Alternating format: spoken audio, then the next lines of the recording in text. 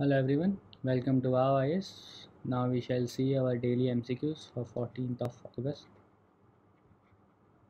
So let's start guys. Question number 1 is consider the following statements related to transparent scheme. Statement 1, it is aimed at bringing transparency in indirect taxation systems. And statement 2, it will have faceless assessments, faceless appeal and taxpayer charter. आपको बताना है कौन सा statement इनमें से सही है। तो अभी ही हमारे प्रधानमंत्री ने transparent taxation which is honouring the honest scheme okay ये लॉन्च की है। और इसके तहत यहाँ पे सबसे पहली देखने वाली बात यह है कि इनडायरेक्ट टैक्सेशन के लिए नहीं है ये, this is for the direct taxes, income taxes को हम बोलते हैं। ओके डायरेक्ट टैक्सेशन सिस्टम के लिए बनाया गया है। तो पहला स्टेटमेंट हमारा हो जाता है गलत। दूसरा statement, it will have faceless assessment, faceless appeal and tax payer charter.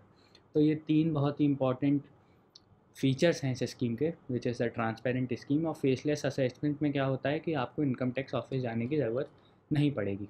Okay which is faceless assessment, income tax office में आपको जाने की ज़रूरत नहीं पड़ेगी। दूसरा है हमारा फेसलेस अपील।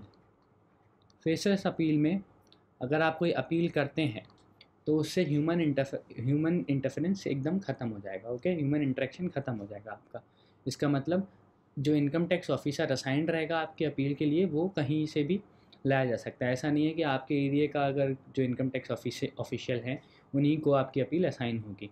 पूरे इंडिया में किसी को भी ये अपील असाइन हो सकती है। तो जो ह्यूमन इंटरेक्शन है, ह्यूमन इंटरफेरेंस है, वो ऑलमोस्ट ख़त्म हो जाएगा। तो this is faceless appeal. And third is the tax payer charter. तो टैक्स पेयर चार्टर जैसा कि हम जानते हैं हमारे जो गवर्नमेंट सर्विस प्रोवाइड करेगी वो काफ़ी क्लियरली आउटलाइन रहेंगी उसमें, और जो टैक्स पेयर्स के जो राइट्स हैं ये भी बहुत ही क्लियरली आउटलाइंड रहेंगे। तो दूसरा स्टेटमेंट जो है हमारा वो एकदम सही है, पहला स्टेटमेंट गलत है। आंसर है B, two only guys. Now let's move forward. Question number 2 is you have to match the hormone with their functions. हमने करंट अफेयर्स में अगर आपने आज का पीडीएफ देखा होगा तो उसमें ये चीज़ कवर की है कि एक स्टडी हुई थी which was done to assess the hormones impact on plant. Okay so पहला है हमारा एथाइलिन, फंक्शन इसका फ्रूट राइपनिंग।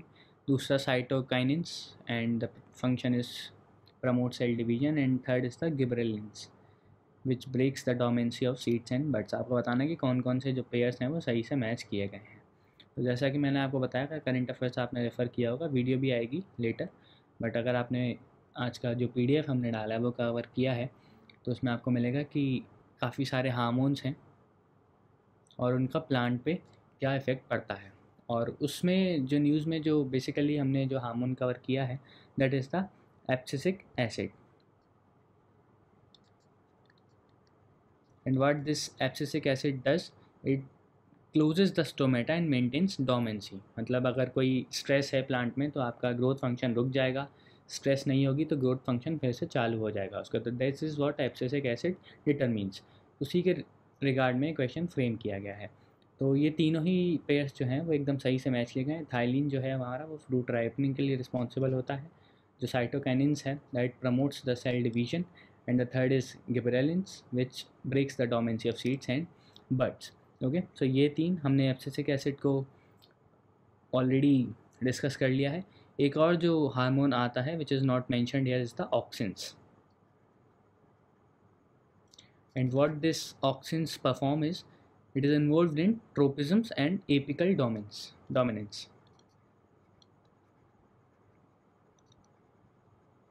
तो ये सारे ही पेयर्स जो हैं वो सही से मैच किए गए। हमारा आंसर है D, 1, 2 and 3। Let's move forward.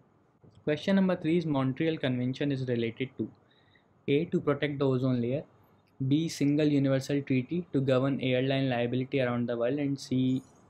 To prohibit transboundary transfer of hazardous waste, और D. Diplomatic relations। सबसे पहले जानने वाली चीज़ ये है कि मॉन्ट्रियल प्रोटोकॉल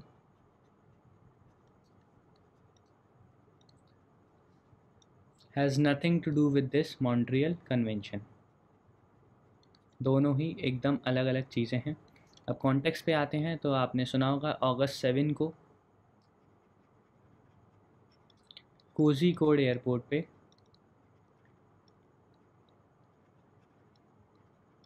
हमारा एयर इंडिया एक्सप्रेस का एक्सीडेंट हुआ था। तो उसी रेफरेंस में मॉन्ट्रियल कन्वेंशन आता है। ओके, सो आंसर हमारा B, it is single universal treaty to govern airline liability around the world. तो बेसिकली अगर कोई भी लाइफ का नुकसान होता है, ओके, या फिर डैमेजेस होते हैं, loss of baggages in cargo होते हैं, इवन डिलेज अगर होते हैं, तो उसके लिए जो लाइबिलिटी बनती है एयरलाइंस की, वो डिटरमिन करता है Montreal convention. And this Montreal convention was signed in year 1999, इसलिए इसको MC99 भी बोला जाता है। और इंडिया ने मॉन्ट्रियल कन्वेंशन को, इंडिया जब मेंबर बना था तो वो साल था 2009, तो साइन होने के 10 साल बाद इंडिया इसका मेंबर बना था।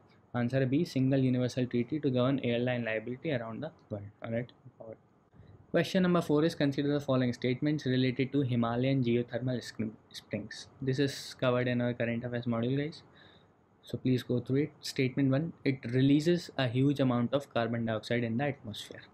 And statement 2, Panamic in Nubra Valley is the northernmost hot spring in India. तो एक स्टडी हुई थी which was conducted by the Waidia Institute of Himalayan Geology.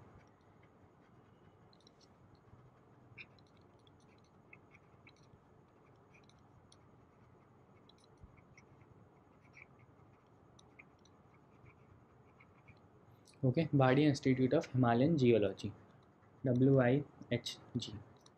और इस स्टडी में बताया गया कि काफ़ी अमाउंट में कार्बन डाइऑक्साइड रिलीज़ होता है एटमॉस्फेयर में due to these geothermal springs. अब क्या क्या रीजंस हैं? तो सबसे पहला रीज़न है decarbonisation of the carbonate rocks.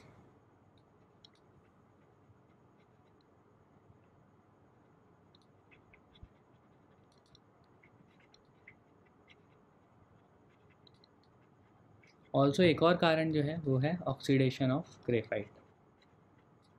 तो हिमालयन की जो रॉक्स हैं those are made of carbonates की बनी हुई हैं, कार्बोनिक एसिड है उनमें, और जब उनका डीकार्बनाइजेशन होता है तो उससे कार्बन डाइऑक्साइड रिलीज होती है। दूसरी चीज़ ऑक्सीडेशन ऑफ ग्रेफाइट, जिसकी वजह से कार्बन प्रोड्यूस होता है और वो हॉट स्प्रिंग्स के जरिए एटमॉस्फेयर में रिलीज होता है। तो ये तो दो कारण थे। Okay, now Panamik in Nubra valley is the northern most hot spring in India, ये स्टेटमेंट भी सही है।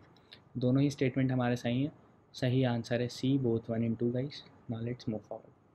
Question number 5 is consider the following statements with respect to the Andaman and Nicobar island. अब ये क्वेश्चन इसलिए फ्रेम किया गया है क्योंकि आपने देखा होगा एक हाई फाइबर केबल डाली गई है वहाँ पे, जिससे इंटरनेट स्पीड और कनेक्शन स्पीड्स बढ़ाई जा सकें। Okay, optical fibre cable, OFE। तो ये कॉन्टेक्स्ट था। Now statement 1, the Andaman and Nicobar islands are separated by 9 degree channel.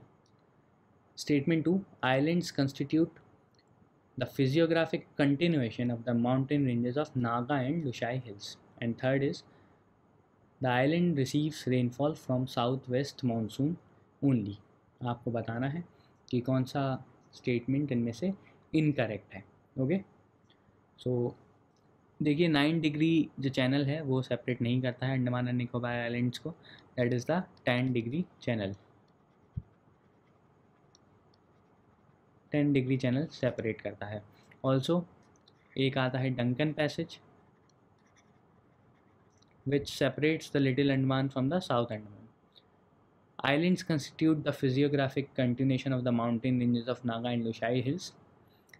ये स्टेटमेंट एकदम सही है। फिजियोग्राफिक कंटिन्यूएशन है नागा और लुशाई हिल्स का, और आगे जाके यही हिल्स अराकन योमा भी आता है आपका बर्मा में, विच इज़ म्यांमार बेसिकली।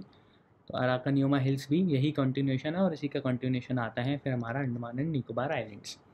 तीसरा statement, the islands receive rainfall from south west monsoon only. यह कोई भी बता सकता है इसको कि ये स्टेटमेंट गलत है। South west monsoon as well as the north east monsoon, इन दोनों मानसून से रेनफॉल रिसीव करता है अंडमान एंड निकोबार आइलैंड। तो जो हमारा आंसर है उसमें दूसरा स्टेटमेंट सही है, पहला और तीसरा स्टेटमेंट गलत है। आंसर है सी, 1 and 3। आप यहाँ पे मैप में देख भी सकते हैं, नॉर्थ अंडमान, मिडिल अंडमान, फिर है यहाँ पे little Andaman, and this is the south Andaman. और ये साउथ अंडमान और लिटिल अंडमान को सेपरेट करने वाला ये जो पैसेज है that is the Duncan passage, जैसा कि मैंने आपको ऊपर बताया। ओके, और फिर ये है 10 degree channel which separates the Andaman islands and the Nicobar islands. फिर निकोबार आइलैंड्स के भी पार्ट्स हैं, car Nicobar, little Nicobar and the great Nicobar. अब दो क्वेश्चन है। सबसे पहला जो हमारा इकलौता वॉल्केनो है वो इन्हीं में से किसी आइलैंड पे सिचुएटेड है, और आपको बताना है कि वो कौन से आइलैंड पे सिचुएटेड है और उसका क्या नाम है। दूसरा क्वेश्चन, ऊपर क्वेश्चन में बात की थी हमने कि 9 डिग्री चैनल,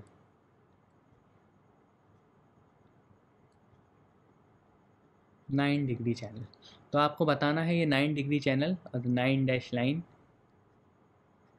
ये किन किन कंट्रीज़ को या पार्ट्स को सेपरेट करती हैं। तो प्लीज़ कमेंट बॉक्स में कमेंट करके आप ये बताइए ये दो questions. First is the volcano part, जो मैंने पूछा कि कौन से आइलैंड पे पर्टिकुलरली हमारा वॉल्केनो लोकेटेड है, और दूसरा कि ये 9 डैश लाइन क्या है और ये किस किस को सेपरेट करती है।